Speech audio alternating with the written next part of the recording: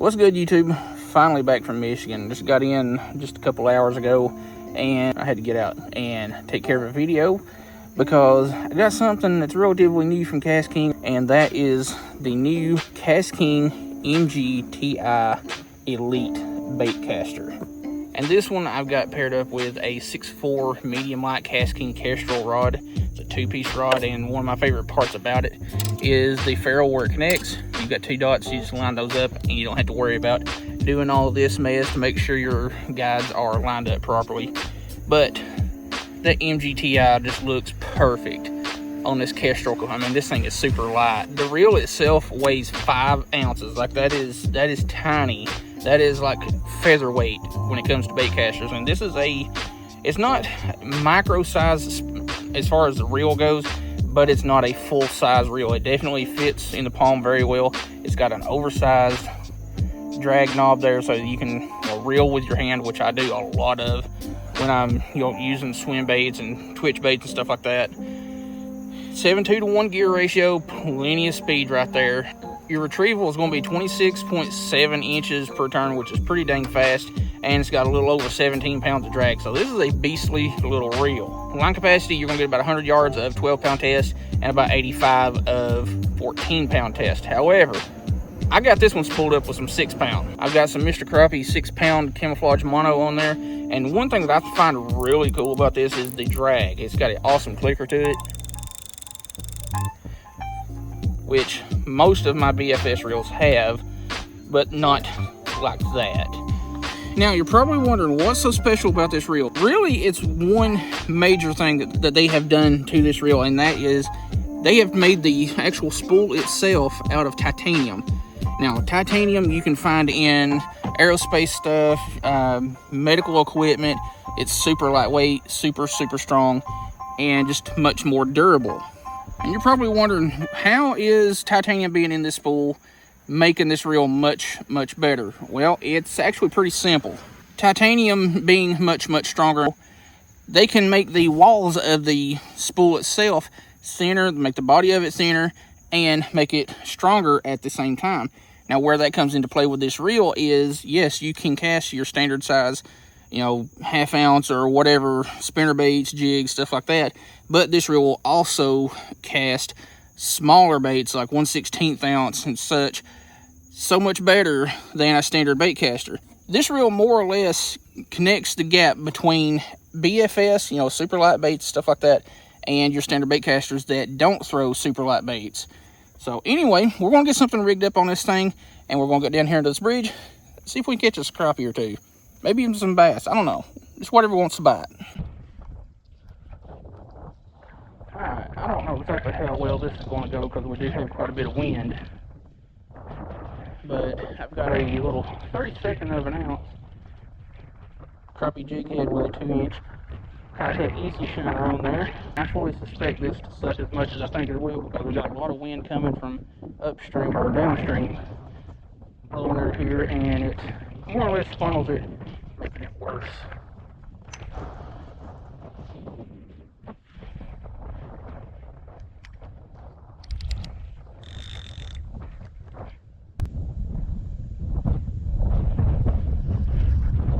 That fish?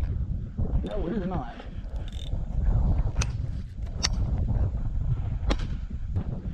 That is not a fish.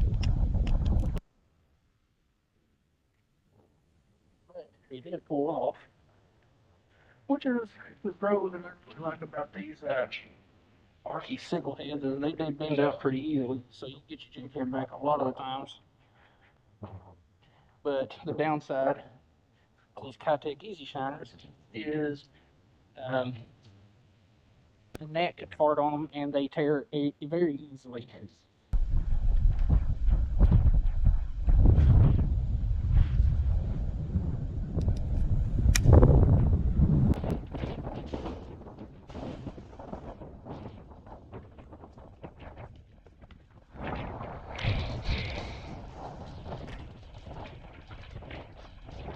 I have hooked into a rod and a reel.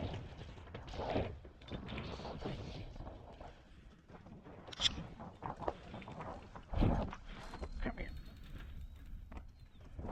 Well, if I don't catch a fish today, at least I didn't go home stumped. That is a ugly stick dock runner. Definitely needs to be cleaned up.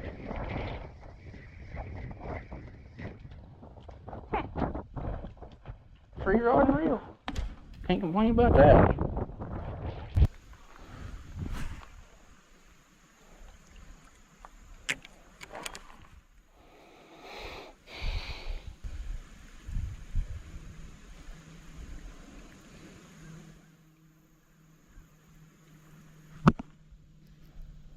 Fish? Yes. Got us a bass fish. Oop, hit my camera.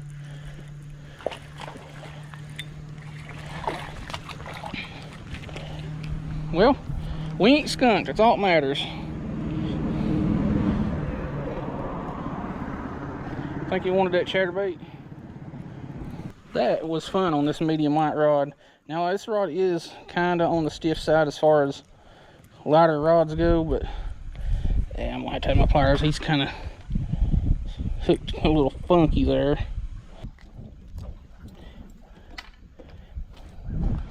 There we go. Got it unhooked. Let's get this thing back. See if we can catch some more. But so far, I'm really liking this thing.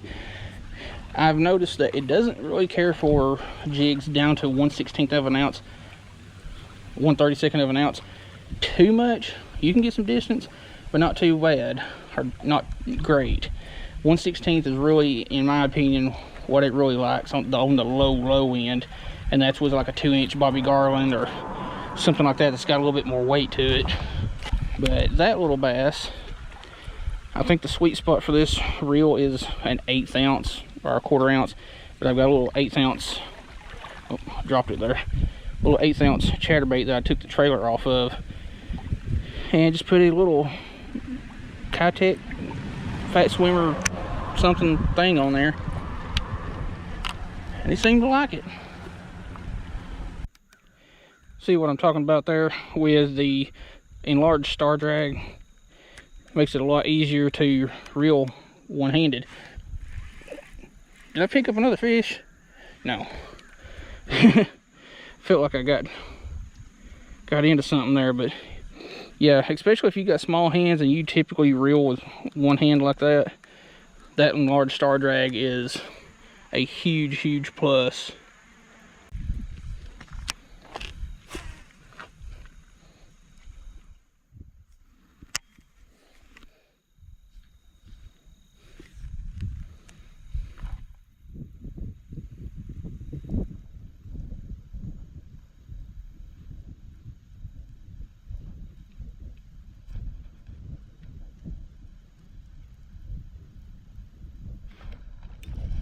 Fish.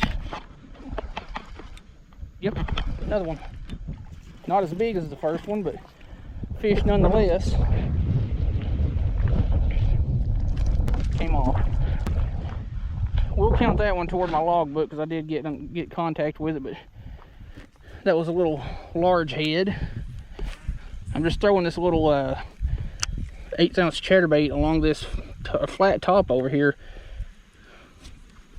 I caught a leaf. Dang it.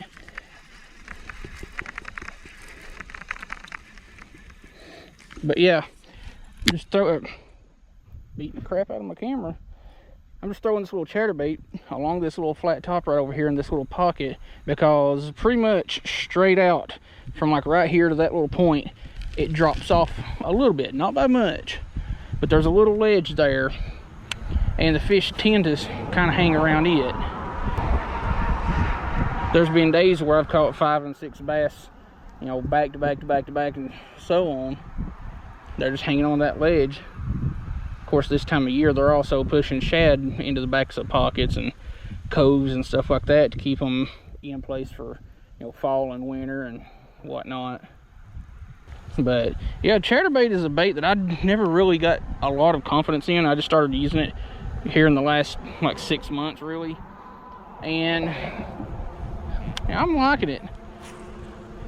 I mean, it's definitely done me some good. I've caught some pretty dang good white bass, and I think walleye on them. But yeah, that little bass there was probably 2-3 inches smaller than the first bass we caught. And also, I failed to talk about it in the first part of the video, but you've also got your centrifugal braking, or your magnetic braking. You've got your magnetic braking here on the side. Mine has been set somewhere between 5 and 7, and what I really like about these brakes is you can set it on 6, 6.5, 7. So you've got half click increments that you can work with to really fine tune your reel. And then you've got a lock button there to where you can open up your reel, clean it, do maintenance and all that stuff.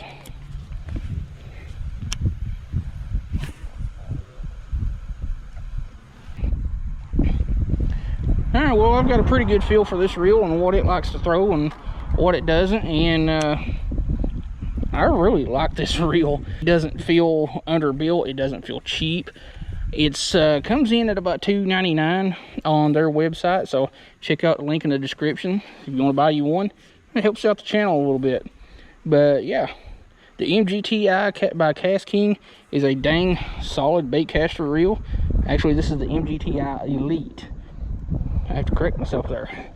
But very comfortable, very ergonomic, very lightweight, and my favorite part is that drag clicker.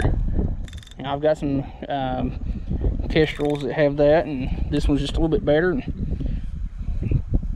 So far, I like it a lot. I greatly appreciate KastKing offering to send this thing out to me.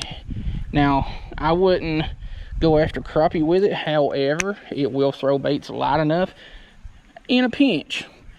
You know, I think that sweet spot's going to be around 1/8 ounce to 1/4 ounce for this reel. You could go down to about 1/16 of an ounce depending on the bait and how dense and heavy the bait is. But anyway, I've got another bait caster by KastKing over here, my Kestrel Feather Light. Let's see if we can catch some crappie.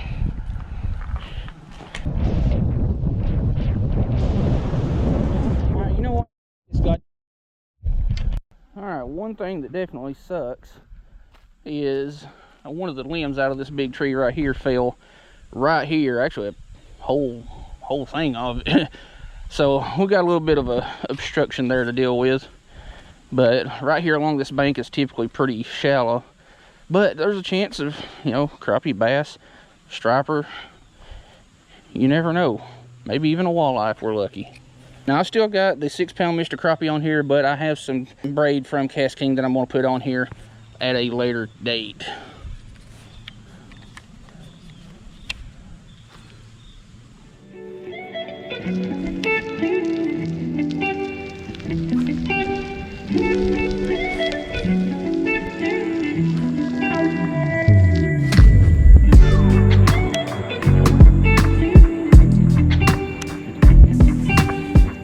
All right, y'all, we're in the third spot. I've drove across town a little ways, and we're where we started at the other day. So this is gonna be the last spot we stop at, just because I've got some other stuff I need to take care of this evening. So let's get down here and see if we can catch a couple of fish. Anything will suffice. I've also gone through like 4 GoPro batteries, which 2 of them were more or less dead when we started.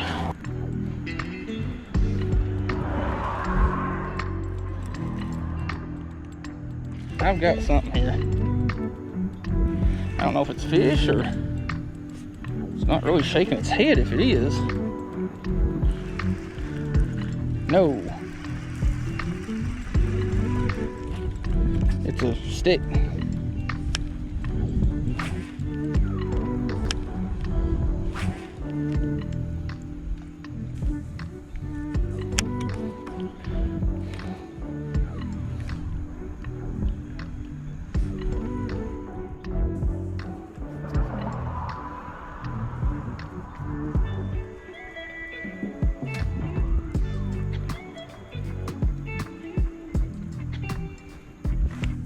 Fish. He was right in the middle of a school of shad. Come on now. A little dink, but it counts. We want to see if we can get one more and head out because I got stuff to do. But I put a little bit bigger, well, not a bigger chatterbait on, but another chatterbait that already had a zoom fluke on there, a 4-inch one. And I figure a little bit darker profile might help in this water because it is a little bit on the dirty side.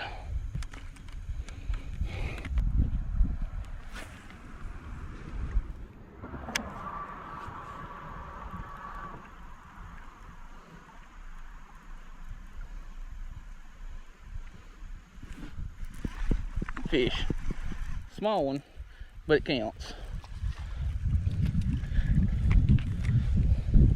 Don't come off. I've had a bad history lately of y'all coming off. Well, that one's got a pudge on it. A little bass on the chatterbait. The 8-ounce mini max, I believe.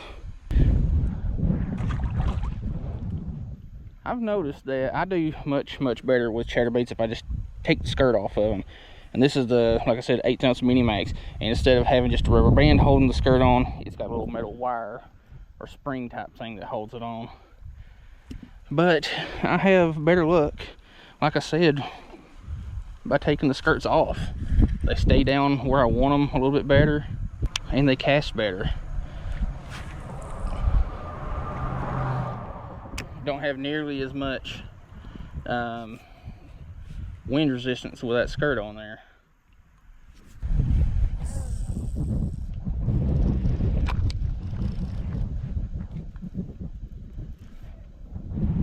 And I knew better than to do that.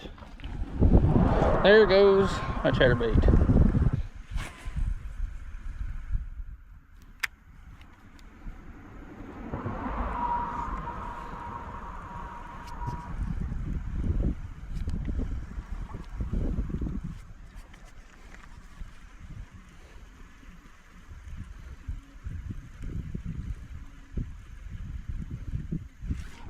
Fish.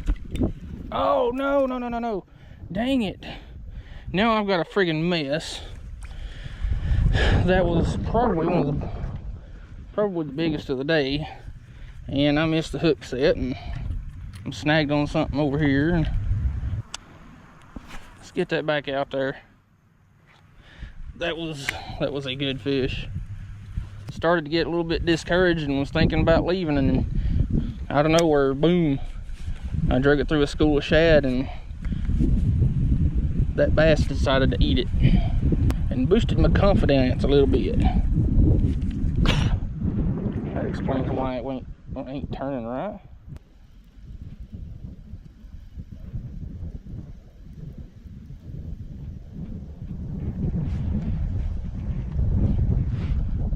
Fish. Oh, dang it.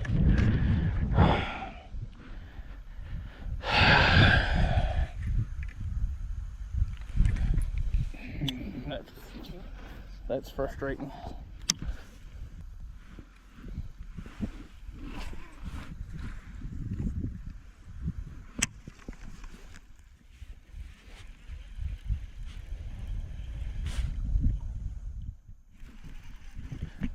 Fish. Finally, stay put. What are you? You're not shaking your head like a bass, and you were a bass and you fucking got off. Now I'm snagged down here too. Ugh.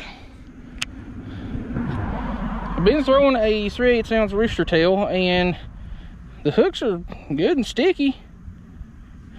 Dang it. That's 2 fish that I have lost today.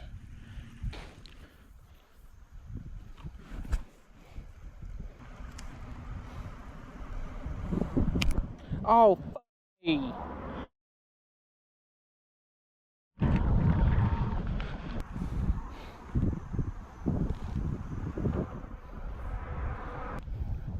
Well, due to me being stupid about trying to untangle that around the end of my rod, my 6'4" medium light Kestrel is now about a 6'1" medium light Kestrel.